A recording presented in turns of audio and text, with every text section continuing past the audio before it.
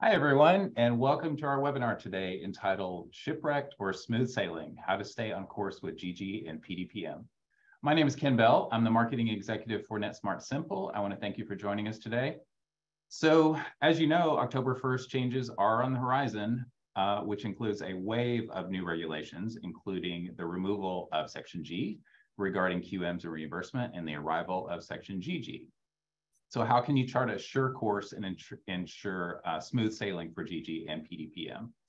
Well, even though it's only April now, this is the time to start preparing for accuracy and capture with GG and PDPM.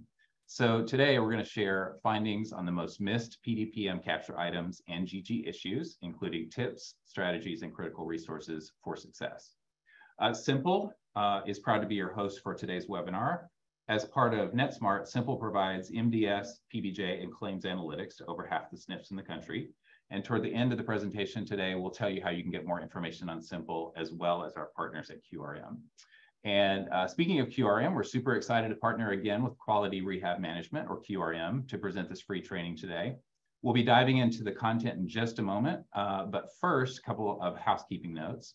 So first of all, webinar handouts are currently available. Sam is with us. He will post that link in the chat. He probably already has. If you don't see it, maybe scroll up a little bit. I see everyone's kind of saying hello to everyone. We'll get a huge audience today, well over, looks like close to 2,000 people now. So people are joining us from all over the country. Welcome. But yeah, the handouts are available in PDF format. So the link is there in the chat if you want to download those. And as far as questions and answers go, you can feel free to ask a question at any time using the Q&A button.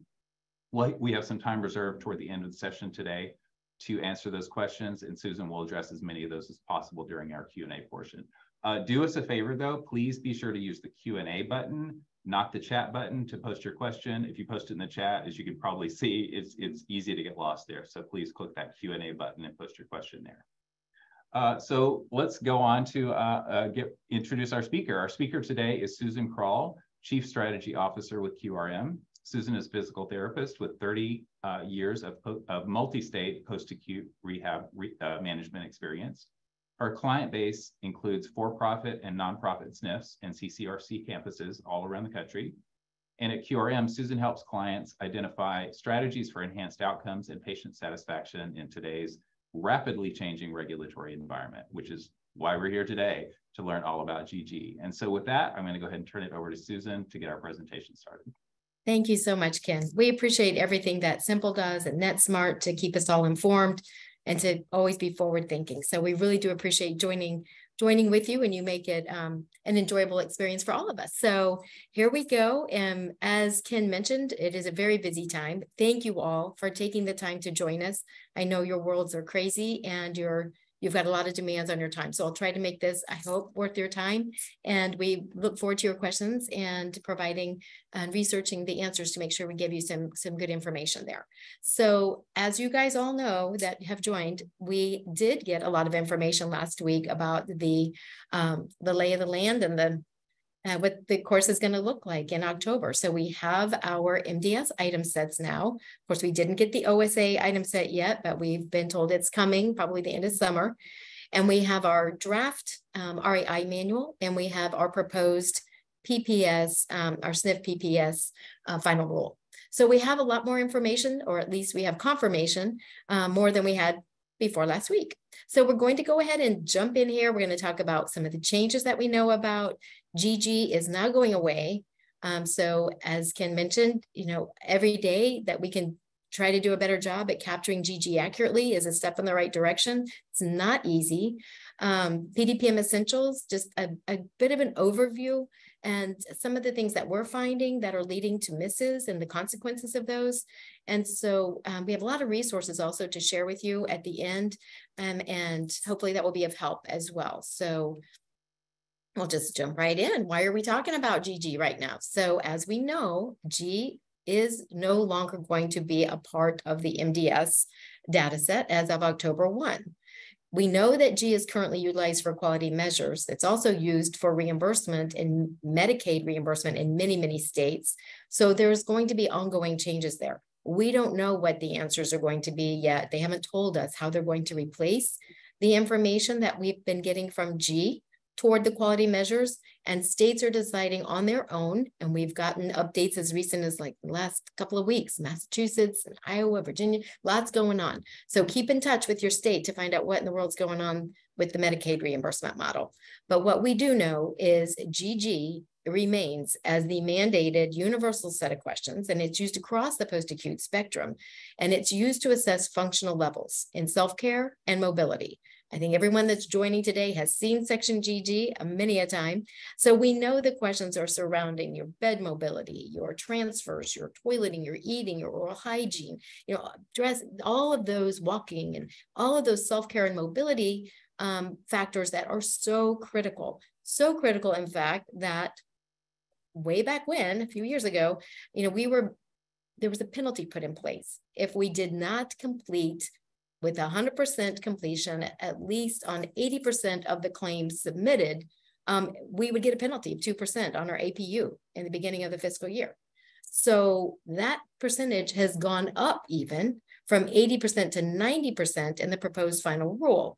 Won't impact us until fiscal year 26, but if the gathering of the information is going to start January of 24, we believe. So we'll keep a close eye on that.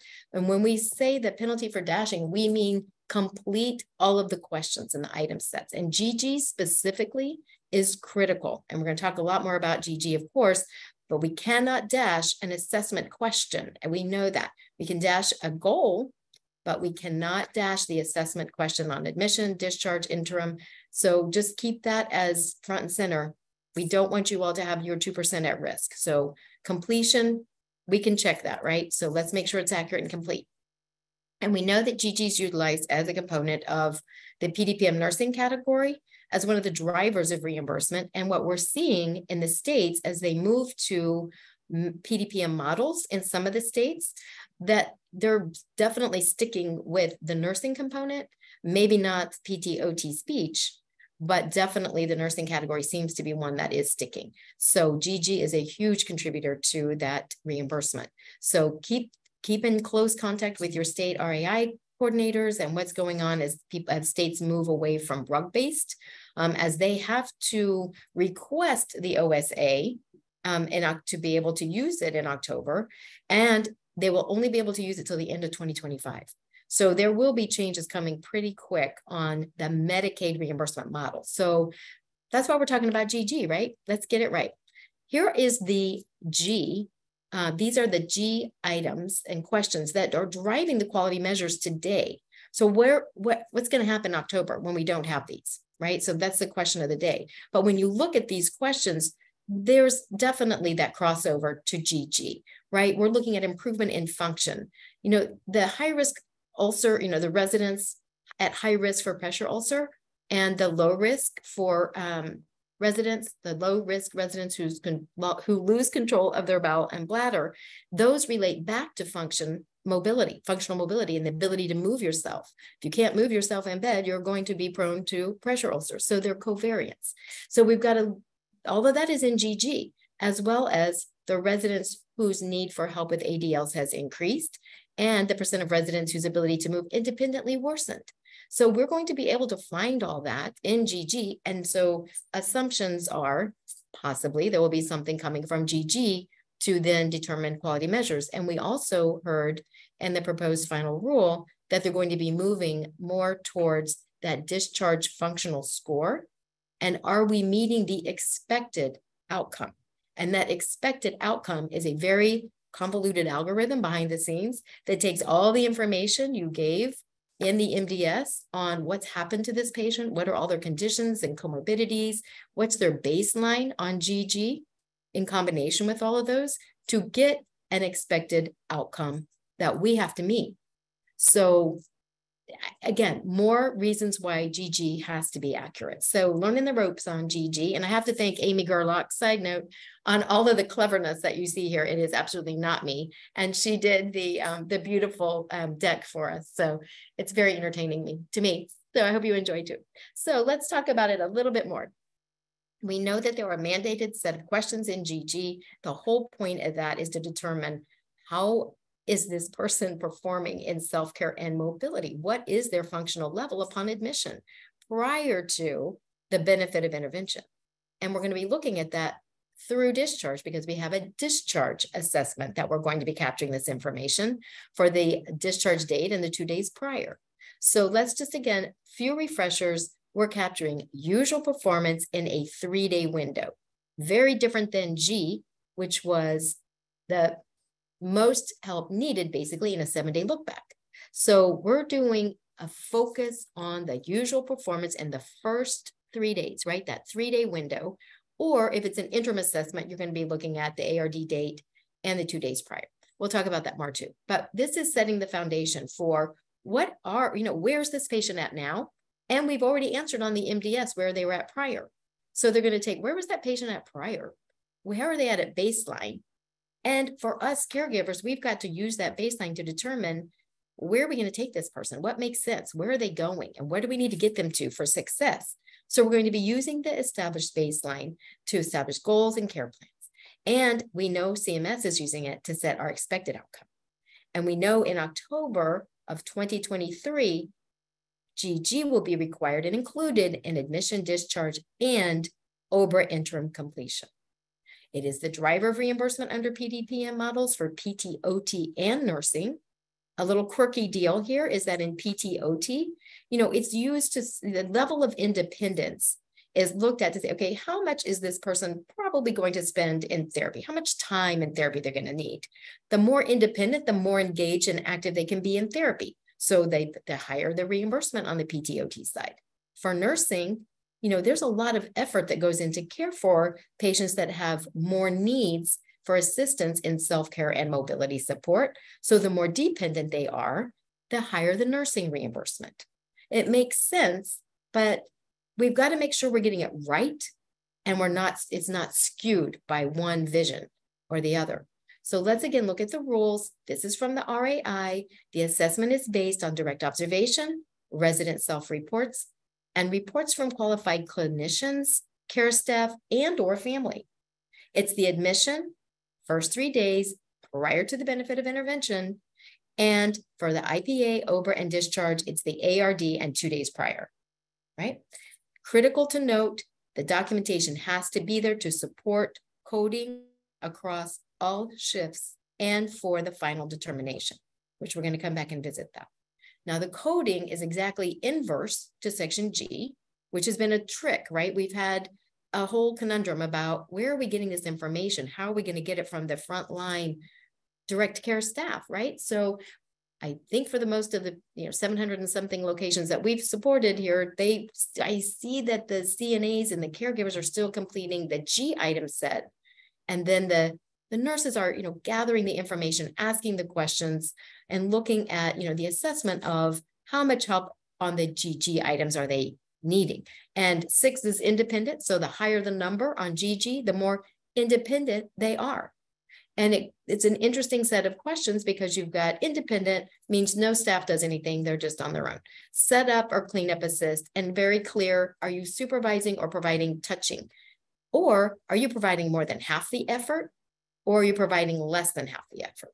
That's where it's incredibly gray.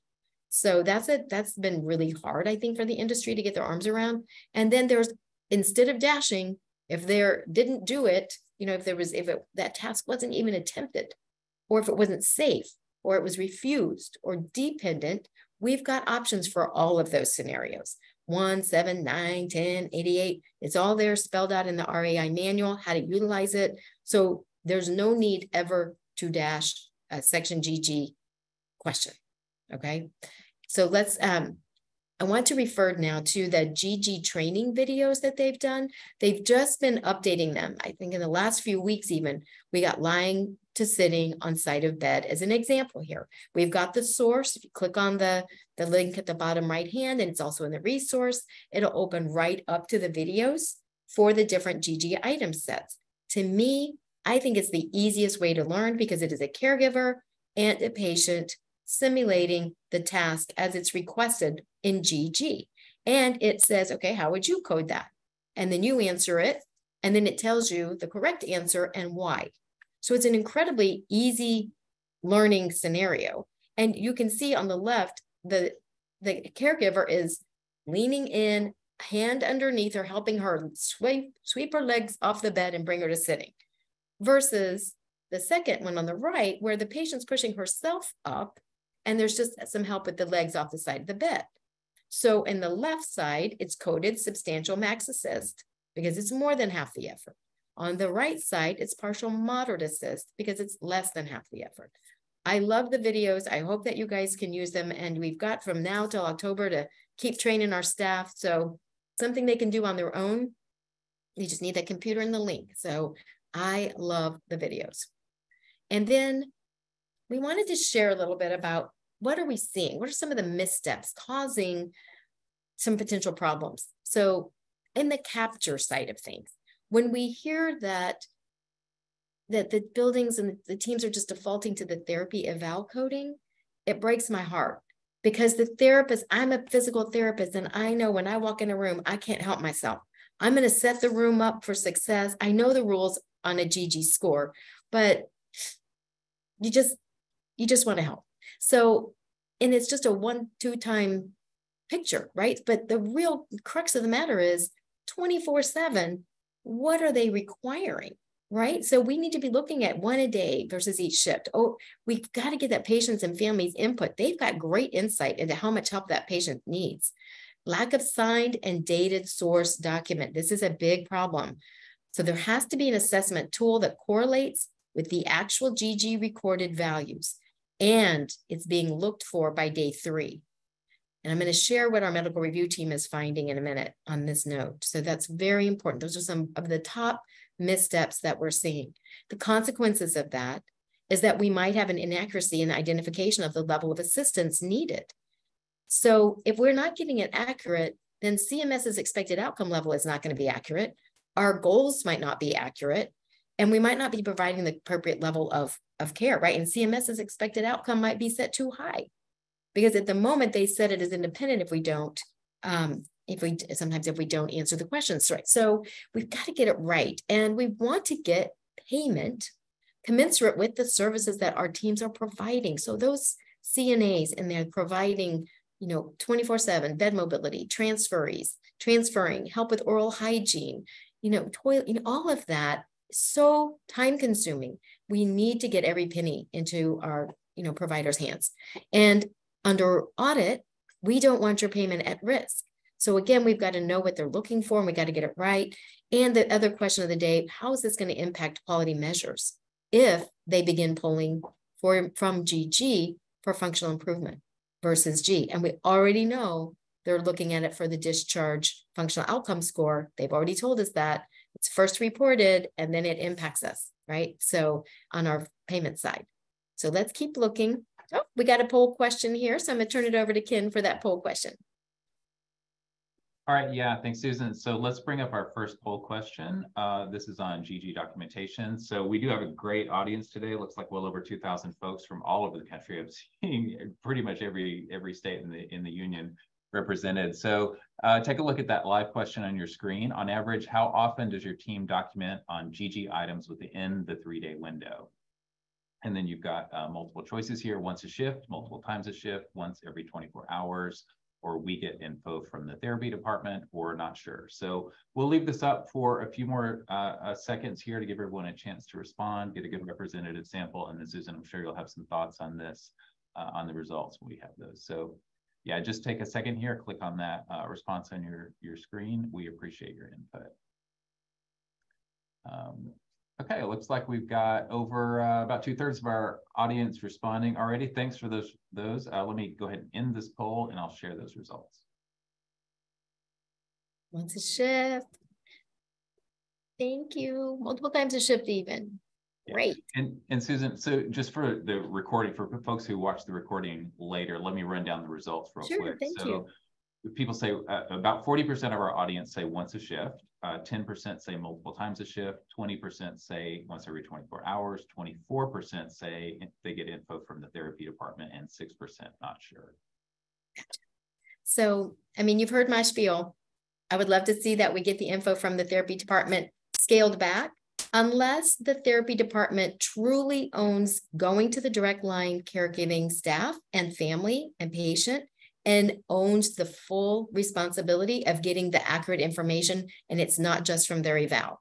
So I'm going to hope that when these 24% that get the information from the therapy department, that they're having the therapists really do, own it as it's intended by the REI manual. But thank you for sharing that. And I think these numbers are even more moving in the right direction versus the last time we did this, because I know I talk a lot about GG, but it's kind of important. All right. Thank you for sharing. We appreciate that. All right. I think I'm ready to move on. And I'm having a hard time advancing my screen now. I can't get it to move, Ken. I don't know. Yeah, Susan, you might need to click on your screen first.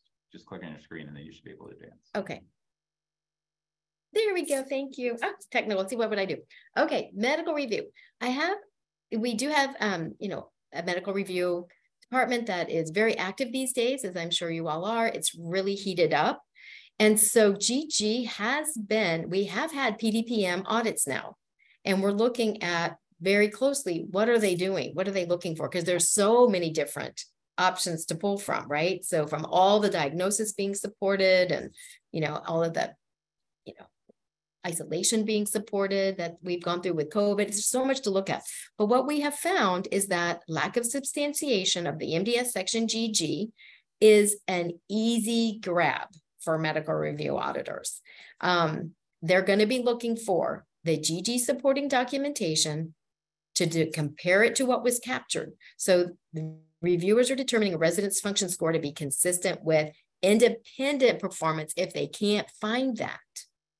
And that's what we can't have, because then that's a very false picture of the amount of effort and cost it took to care for our residents. It's just not right. So in a recent audit situation on 3 separate claims, they were PDPM audits. The only thing that was found was the lack of signed and dated assessments within days 1 through 3, and averaged about a little over 1,500 per claim. And that was the only PDPM finding out there. And as we move more potentially towards Medicaid, also using GG, we do not want to have that money at risk. So I cannot stress enough how important our team and the industry is pointing towards get that documentation there. So we're going to talk about that again in a second too. So a little bit more, how to ensure the accuracy of values. So review, these are just some tips from the team, right? Review scores recorded in the MDS section GG against the signed and dated assessment. Confirm the values are supported by your documentation, and verify source documentation and assessments are contained within the EMR for ease of location in the event of an audit. So a lot of us are using worksheets, but those worksheets, where are they input into the EMR system? Are they scanned and uploaded, or are they never to be found again? So very important that whatever system we use, we get it into the electronic medical record. Some have built it into their software systems, but we did include in the resource at the back also APACN gave us the approval to share with us their tracker, and they're getting ready to redo it as well and update it with the changes in the GG for this October. But as we mentioned, GG items are a quick win, and we don't want to give it to them, right? We want to take time to get the process right and make sure the documentation is in the EMR so that under audit, it's easily contributed to the resources given to the auditor. Okay. So again, some strategies. It is a team effort here. All hands on deck. Let's assign a GG champion. These are just some things that we've seen work well. Assign a GG champion who oversees the capture process, reviews it daily in those days, those assessment days, and assesses and shares the score with the interdisciplinary team, because it might not make sense. If we captured something from, and what we have that was captured daily, and reported in the next morning meeting, if we share that with the interdisciplinary team, therapy might not agree with that. Nursing might not agree with that. So let's keep talking about it until we get it right. And if therapy says, hey, they're making progress, then in day 2, then stop. Use day 1's information as the baseline, because once they start benefiting, stop assessing. We want true baseline. Educate. Again, simplify the questions for the caregivers, families, and the patients. The RAI has many excellent examples, and the videos are fantastic. So educate everybody on the team. You've got that champion, and then discuss the GG activities each shift, right? Gather the information from the IDT and review it in your meetings. So communication is golden. There's nothing that can replace it. So let's make sure we're reviewing that, and then make sure that documentation is there. Please, please, please. Utilize any tool that works for your team. Make sure it's signed off on with that usual performance final decision. And there's something in that EMR that can back that up and get that into the medical record. Okay, those are the best tips that we can pull for at this moment. Okay, now we're going to move full speed over to some PDPM things that we've been seeing, because we know PDPM is not going away. And again, if Medicaid payer sources are moving towards the PDPM model with nursing, we know that it's going to be even more important. So just a little refresher about PDPM Essentials. So HIPS coding. HIPS coding tells Medicare what to pay you for, but it also presents a much more comprehensive picture of what's going on with that patient than did the RUG system, right? So it's got 4 letters and a number that provide insight into the diagnosis, conditions, and functional levels, all coming from the MDS. And each of these letters ties to that CMI, which then equates to a multiplier of your base rate to get to your dollar amount that you're going to get paid. So there's a lot of information over here, but just a refresher again, the first letter is going to be for PT or OT, PT and OT component. It's the same letter, represents both, but they've got 2 different rates, but it's taken 100% from really the primary reason for the SNF stay and the surgical history and that GG score. And then that second letter is always going to be the speech letter, and it's going to have 2 components. The first component is all of those comorbidities, cognitive impairment, neurodiagnosis as a primary diagnosis. Those are the category 1, and category 2 is all about swallow disorder and mechanically altered diet. The third is that nursing component where so much information is packed into that. You've got your clinical conditions, your cognitive through the BIM score, you've got your GG functional and mobility score, you've got your submobility, and you've got depression with your PHQ-9, behavior and restorative, and then that NTA. So important. 50 different active diagnoses and conditions to be selected from, and it's tripled. The payment is tripled in the first 3 days. How important is it to CMS and the whole interdisciplinary team to get a full comprehensive representation of our patients early in their stay so we can set an appropriate care plan and we can move the patient swiftly towards success? So to me, CMS is pointing us towards those first 3 days, right? First 3 days, get that baseline. First 3 days, gather all the active diagnoses and conditions and make sure that you don't have, I mean, you've got the full window to gather the information, but they're going to pay you triple for the first 3 days for that. And then you've got your 5th number, which is what type of it's the assessment type. Your 5th digit is a number. So 0 is an IPA, 1 is PPS, and 6 is an OBRA assessment. So with this, really CMS is a pretty good picture of what's going on. We have included our PDPM worksheet. I call it my cheat sheet. I have it with me all the time. So what we've done is in 2, I didn't mean to go forward. In 2 pages, we have provided what goes into each of these components. So PT, OT, as I mentioned, you've got your primary diagnosis, which defaults into these categories. So you either have major joint replacement or spinal surgery, or the other orthopedic, medical management, or non-ortho surgery and acute neuro. Then you've got your GG scores, and then you've got your case mix group. So you've got, a T, all of them start with a T, and I say for therapy, and then the A through P. And if it's in each one of those letters will tie to that CMI multiplier of your base rate, tells you what to get paid for. And your speech component, we've outlined up above here on the far right top, we've got your diagnosis, your comorbidities, and we have also told you where they need to be found in the MDS to get credit for them. We say this over and over again, the primary diagnosis, primary reason for the SNF stay is in I-20B. That's what determines the category for PT and OT. It also needs to be an I-8000 to get credit for your comorbidities and for your NTA points and for some of your nursing information. So we're going to talk about diagnosis coding, but make sure it's in more than one place. Okay, and then section K, swallowing disorder. I cannot say enough about this. This is not a diagnosis. This is just looking for potential swallowing problems that could lead to a serious problem like aspiration or pneumonia, right? So are they having loss of liquid from their mouth when eating or drinking, holding food in their mouth and coughing or choking, complaints of difficulty or pain with swallow? How are we getting that information? That's the question we need to be asking, because it is every time that person eats or drinks or swallows, right? We got to get that information right. And you see the two columns there for your speech, and then you see the correlating number or letters, S for speech, and then A through L, right? Okay, and then we've got the nursing and the NTA. And on the nursing side, on the left, you'll see all the different categories. You start at the top and work your way down, stop when you can qualify for it. So at the top, you've got your, in the big box, you've got all of your clinical conditions. And in the middle, you've got your GG score and your depression score. And then the correlating letters, A through Y. That will be your assigned to correlate to your CMI multiplier, and that's what you'll get paid for. So we're going to talk more about that a little bit later. And what that looks like as far as payment. But then you've got your NTA points. Remember these 50 different conditions. Again, some are in I-8000, some are located in the MDS. You got to make sure it's completed, checked off if you have documentation to support it.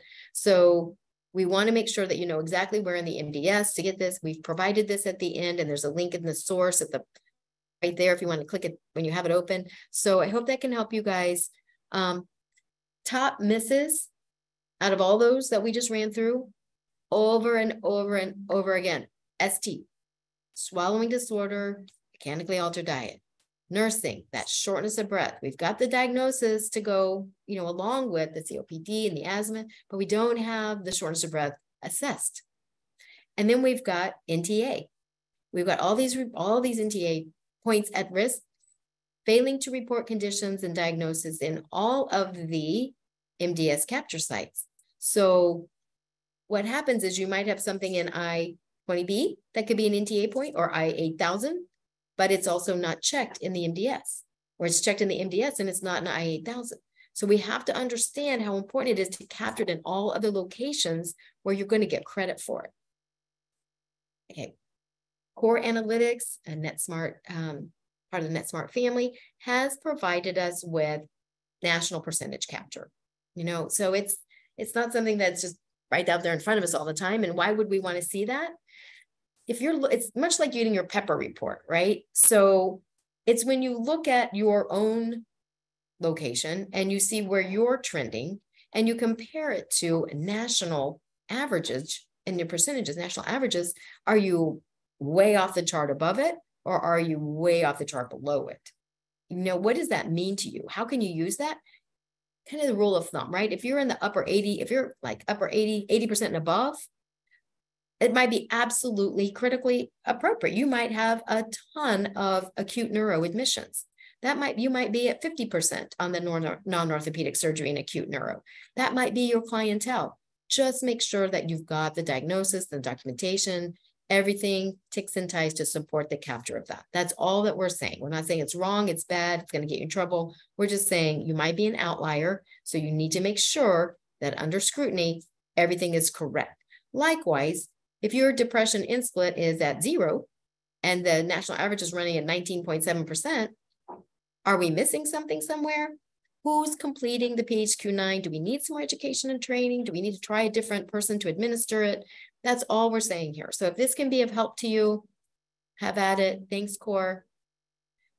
And what does all this mean as far as your reimbursement, right? So as we've got down the left-hand side, this is a rural building, 2023 CMI and base rates. The proposed final rule has the ones for 2024, but I kept with the 2023 as we know it. So I just took a snippet of some of the top ones, right? I just went through A through I. We know there's more of these codes. But if you look at, for example, the speech rate, for SA, that is nothing was captured, right? In those 5 different questions that we were looking at, right? There's no neurodiagnosis, no cognitive impairment, no swallowing problem, no mechanically altered diet, nothing. That's $20.51. You still get per day. But if you have one other item, let's just say a swallow, like there's coughing and choking with swallowing, that's $54.99 a day. So over $30 a day difference there. I think it's worth making sure everyone is educated, right?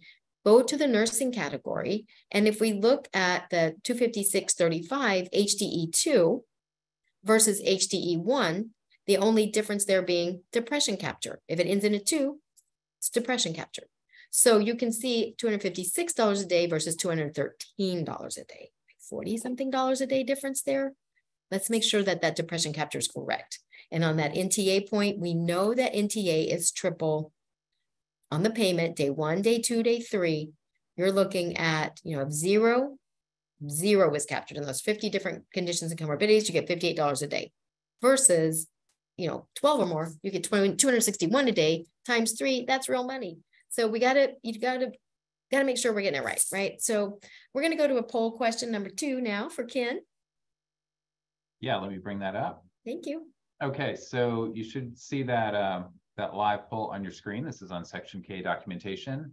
The question is, where does your team gather information from for Section K swallowing questions? Your choices are dietary, nursing, therapy, direct caregiver, or resident. So please take a second, just click on your screen, give us an answer. We'll give everyone just a few more seconds to respond, and then we'll share those results. I see all the results coming in, and lots and lots of chatter in the chat today.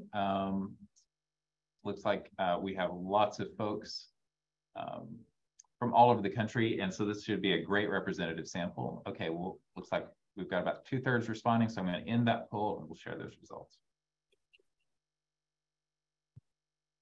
Okay, so just to recap, so thanks for responding. We have, again, the question is, where does your team gather information from for Section K swallowing?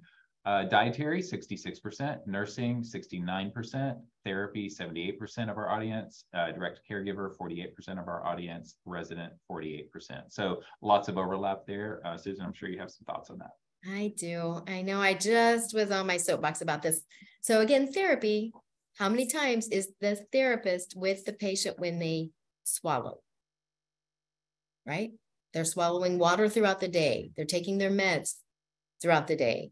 They're eating in the dining room throughout the day, or they're eating in the room throughout the day. Who is looking and assessing whether or not the patient is coughing or choking, has pain with swallow, or is keeping food in their mouth? When the CNA goes in to brush their teeth at night, is there still scrambled eggs from the morning? What are we finding? And do they know the critical importance of bringing that to the nurse to document on that? It cannot be a full representation if we just ask therapy. It's just not even, I don't know how it's possible. So absolutely, all of these are key players to include in the discussion, to gather the information, but please, please, please, let's educate the whole building. Anybody that watches that patient swallow, anything. Let's make sure that they know what to look for. So I can't stress that enough. I thank you for your sharing. It's great, great information. Okay, so let's see if I can't figure this out. Yay. Okay, so let's overcome these little obstacles and let's see what we can do to fix this. So break through the waves and educate your team. So on the swallowing and mechanically altered diet situation, we know the impact of it being accurate is that we're able to early on identify a potential swallowing problem that could lead to serious complications, right? I've already mentioned lead to aspiration, pneumonia, hospitalization, and loss of ST component revenue capture. We already saw the difference, right? 30-something a day, commensurate with the care that's being given, crushing meds, somebody having to sit with the patient while they eat because they're coughing and choking or take small bites. If we don't capture that, we're missing the reimbursement that you're due to care for that patient. Why the miss?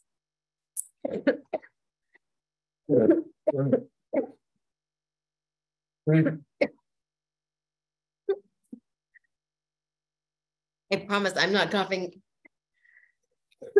because it's a swallowing problem. All right. Why the miss? Oftentimes, we're not in there assessing the swallow early enough to notice that there is a potential problem So we bring in a more thorough assessment so we can make a recommendation on an altered diet, right? So whether it's a speech eval or just documentation of a potential problem noticed by the nurse, it's in the medical record, orders the eval, let's get it early on. And also the lack of education and information surrounding those 4 key Section K drivers of a potential swallowing disorder that we mentioned before: coughing, choking, pain with swallow, pocketing of food, loss of food or fluid. And mechanically altered diets are often not captured if they are upgraded during the assessment window.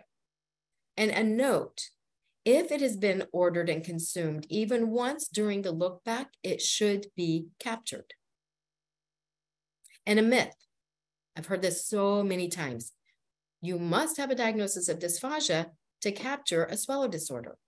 No, you don't. You don't. Identification of a problem leads to further eval and assessment, right? So if you do have a diagnosis of dysphagia, we see this going both ways. We see a diagnosis of dysphagia, but no capture of any swallowing problems or mechanically altered diet, which is begs the question, right? So let's just look closely when we're looking at this stuff. Okay, that's speech. Now we're going to talk about the nursing component. So the most common is that there's COPD or asthma or chronic lung disease disorder, but there's not been any documented shortness of breath assessment. So again, the question on special care high is, was there shortness of breath with these disorders? That's special care high, next to the highest nursing category. What's the impact of accuracy? We have a potential lack of management of increased fluid on the lungs, difficulty breathing, and potential lack of oxygen if we don't notice this. And it's also a miss of that potential nursing special care high reimbursement commensurate with your care and your observation. So it's something we absolutely have to do. We should assess everyone for shortness of breath while lying flat. Why are we missing it? Well, there's a couple things: either lack of diagnosis capture of active COPD or chronic lung disorder by the practitioner, or absent documentation, or the head of the bed is elevated, or the resident sleeping in the recliner without reasons found in the EMR. So it goes back to documentation and communication, right? So special care high, very important that, a lot of the patients we're finding can qualify into that and should, and they should be cared for appropriately if we assess lying flat and shortness of breath. Okay, NTA. So what's going on with NTA? So impact of accuracy. Capture of all active diagnoses and conditions leads to improvement in care, right? Care planning, resolution of medical complications for successful outcomes. So the NTA value, I've mentioned several times, is tripled day 1 through 3 for payment. It can be hundreds of dollars at risk for medications and care provided. Why are we missing it?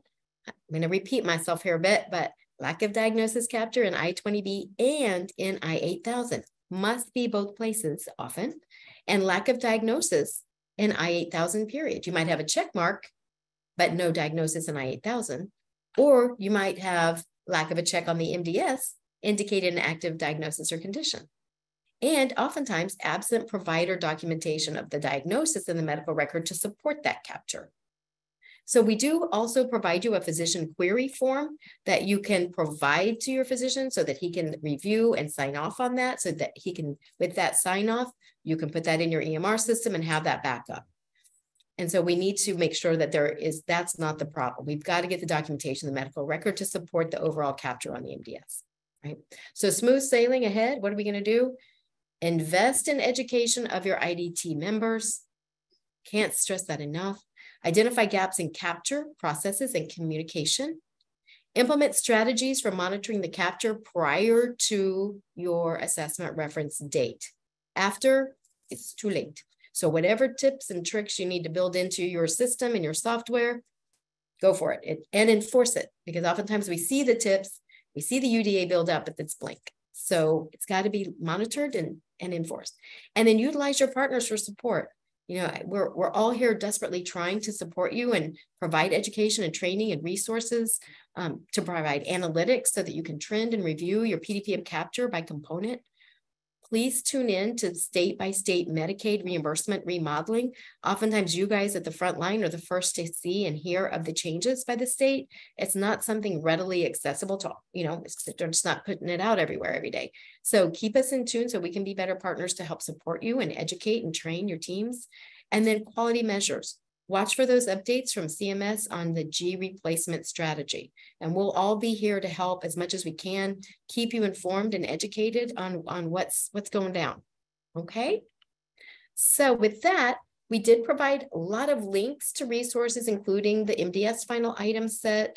Briggs has allowed us to provide and share a color-coded MDS, which shows which items are driving your reimbursement and your VEP and your QRP, RAI manual. Lots of cheat sheets from APAC and our PDPM rate calculator with that CMI tab. And we'll do an updated one before October. The physician query form, the proposed rule fact sheet, and the full proposed rule. Lots of stuff at your fingertips there. And then we are also going to rejoin Simple for another webinar in September, which at that time, we should have final rule, answers to more questions, and be able to share even more data and resources for you. Okay, I think we've got, it's going, there we go. We'll all join forces and support you in any way we can. All right, so I'm going over here to QRM's additional service offerings just quickly so you can take a peek. QRM also provides long-term care branding and marketing. Amy is sitting at my right-hand side who did this deck. You can see her skill set. This is just a snippet of all the things that they can do. MDS oversight and support. We know that that is a critical point. We would love to help you with education and training and multi-claim contractor audits, so multiple claim probe reviews. These are services in addition to QRM's rehab management, and we are an in-house rehab management team. That's what we do. That's all we do.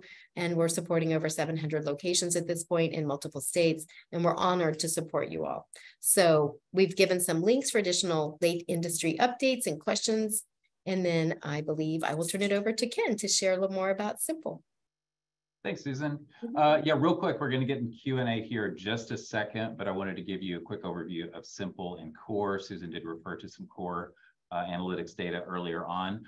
So what Simple offers here, we have around between 7,000 and 7,500 facilities around the country using one or more of our products. But one of the things we've been able to do for the marketplace is put together all the key elements between MDS, PBJ, and claims to give you a complete solution. So with Simple Analyzer, you have MDS predictive analytics, QM's 5-star improvement, and so forth. With PBJ, you have PBJ compliance and reporting, your staffing 5-star. You can predict your outcomes months in advance. And with Core Analytics, you have real-time claims analytics for optimizing PDPM. So what I'm going to bring up right now is a poll to give you a chance. You heard a little bit about QRM and you heard a little bit about Simple. If you're interested in learning more about either one of those offerings, we can arrange a quick online demo for Simple. Susan and her team can follow up with you for QRM offerings. So we'll just leave this up on the screen now for a few minutes, give you a chance to respond. You can let us know yes, you're interested in learning more, or no, you're not. We'll leave that up for a few minutes as we jump into Q&A. So I believe Amy has been collecting a number of questions. I see a few dozen over there on the Q&A panel, lots and lots of details that folks are interested in learning. So Amy, do you want to kick us off with our Q&A? Absolutely. Okay, Susan. So can a swallow disorder observed during SLP diet trials be claimed in MDS Section K? Yes. If it just happens, if there is something that happens during the trial that's coughing or choking, that can be captured. Yeah. If it even happens one time. Okay. And can swallow disorders from the hospital be captured in MDS Section K if within the look back period? Now, swallowing problems documented in the hospital records are not able to be claimed because they're outside of the assessment window that the question specifically is in regards to. Thank you.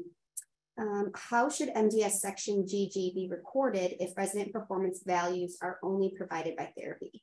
So therein lies the problem. How do you gather if it's only provided by therapy, once a day? You really can't. You really can't. You really got to go to the caregivers and the families and the patients and the direct frontline team members and ask the questions in a way that they can understand make it as simple as possible, make sure they've all seen the videos. There's just no way to humanly possibly capture accurately the true baseline unless we have it from multiple times throughout the day. And then that way we can determine usual and get that baseline. So for all the reasons we talked about earlier today, I hope that we can help find a way to make that work. Anything else? One more. Okay. Okay. How often are IDT meetings to review the results from GG assessments? So IDT meetings, I know with COVID, meetings got blown out of the water. It was really difficult. Communication really was a struggle.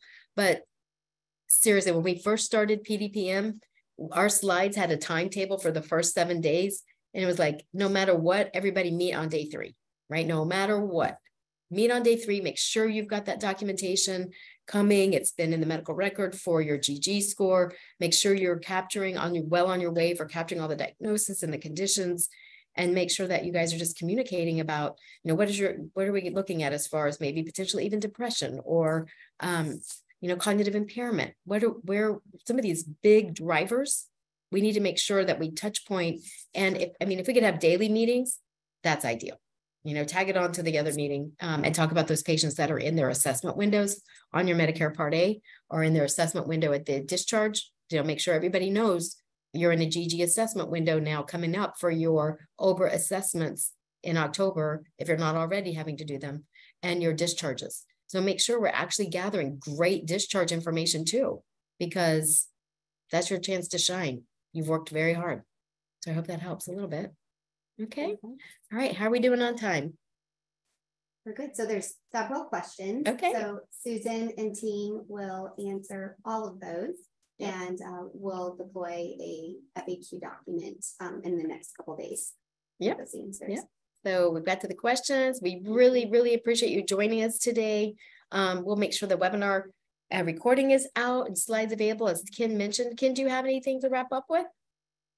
No, I just wanted to thank everyone for joining us today. So we got lots of questions of, hey, where are the handouts and where's the recording? So there is a link on that PDF to a page on the Simple site. We always post our recordings of every webinar we do on the blog. So you'll be able to find that later today or tomorrow. Just go to simpletc.com/blog. You'll see all the training there, including this one, and that link will take you there directly as well.